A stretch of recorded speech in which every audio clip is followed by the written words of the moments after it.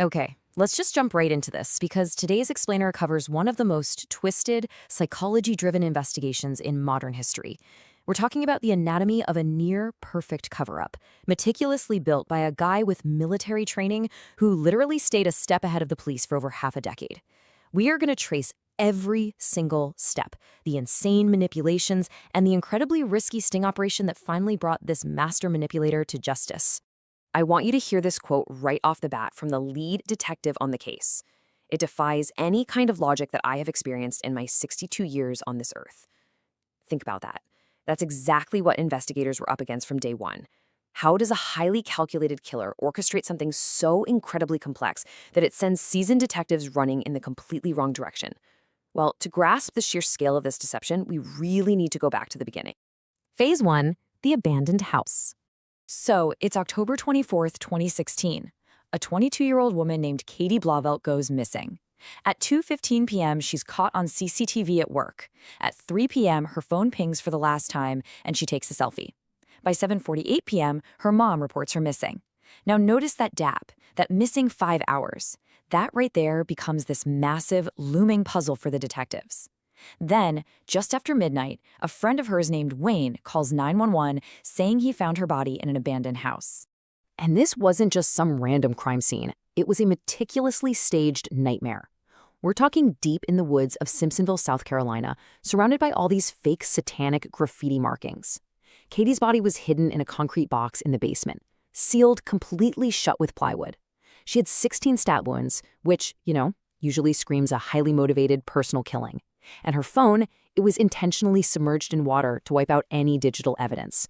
The whole terrifying setup was basically theatrical, literally designed to send the police on a wild goose chase. And honestly, it worked at first. Which brings us to phase 2, framing the perfect suspect.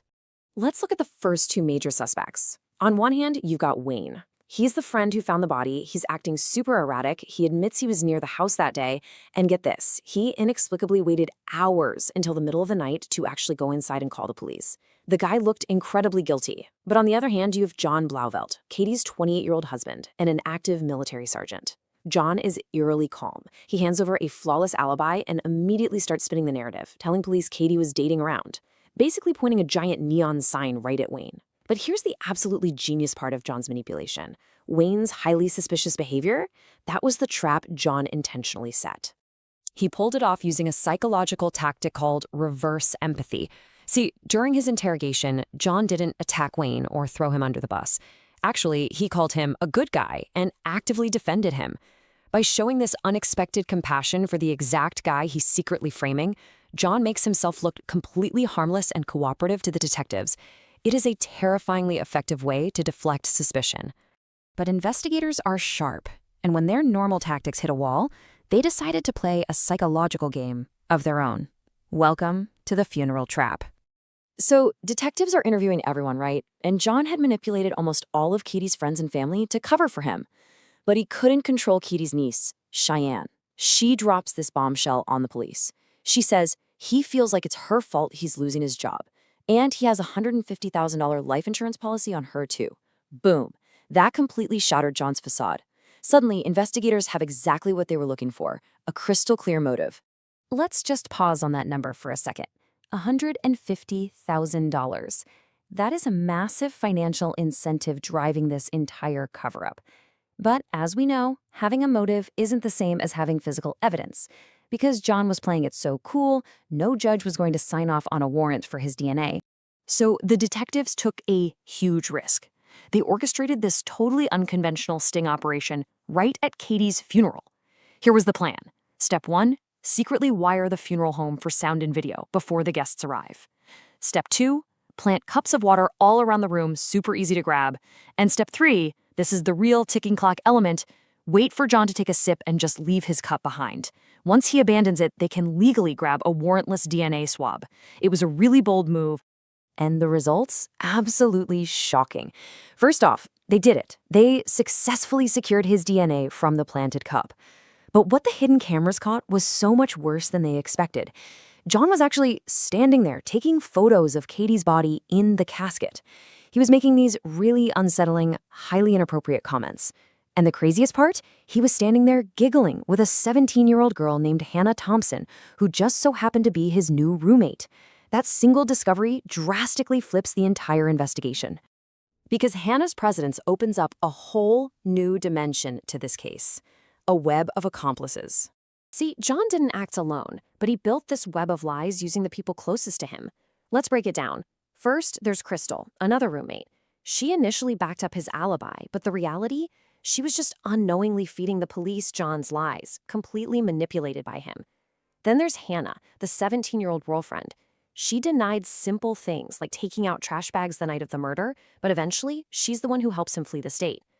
And then we have Charles, an army buddy. He swore up and down he had zero involvement whatsoever, but as you'll see, the truth there might be much darker.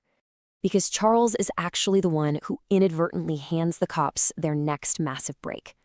A guy in prison with Charles comes forward and says, "Hey, Charles has been talking." Apparently, Charles bragged that he was the one who lured Katie to that abandoned house. And even crazier, he mentioned she was wrapped in a tarp in John's red Tahoe. Now that tarp detail, that was specific forensic evidence that had never been released to the public. That slip of the tongue finally explained exactly how Katie was transported to the basement. So the police start closing in on Charles, and John Blauvelt realizes his perfect plan is totally collapsing. So what does he do? He vanishes, which sparks our next massive chapter, a nationwide manhunt.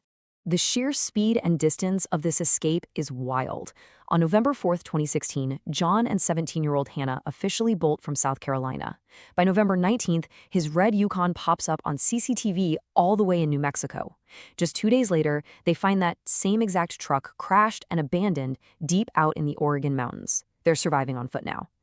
Fast forward months later to May 21st, 2017, and John is suddenly caught on a random security camera all the way up in Washington state.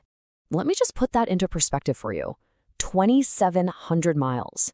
That's how far John traveled from South Carolina to Washington state, dragging a teenager with him, all to outrun justice. Well, eventually, life on the run was just too much for Hannah, and she came back home. But when she returned, she brought back a crucial piece of evidence in 2018, John's abandoned journal. This thing was completely full of premeditated plans. It laid out his obsession and his crystal clear intent to eliminate Katie just so he could start over with Hannah. It was a massive revelation. It proved definitively that this wasn't some spontaneous crime of passion. It was a cold, calculated execution planned well in advance. But even with the journal, John was a total ghost. The case went stone cold for years. Until we hit our final chapter. Captured 6 years later. You really have to look at the chilling contrast between this guy's two lives. To the world, John Blauvelt is this army sergeant, a murder suspect, a deserter on the run. But for 6 whole years, he was known as Ben Clean. Under this fake name, he built a completely normal life in Oregon. I mean, he even got married to a new woman. He hid in plain sight for over half a decade before the U.S. Marshals finally caught up with him and made the arrest in 2022. Which finally brings us full circle to the end of this incredibly long road. In September of 2024, John Blauvelt was finally convicted of murder and given life in prison without the possibility of parole.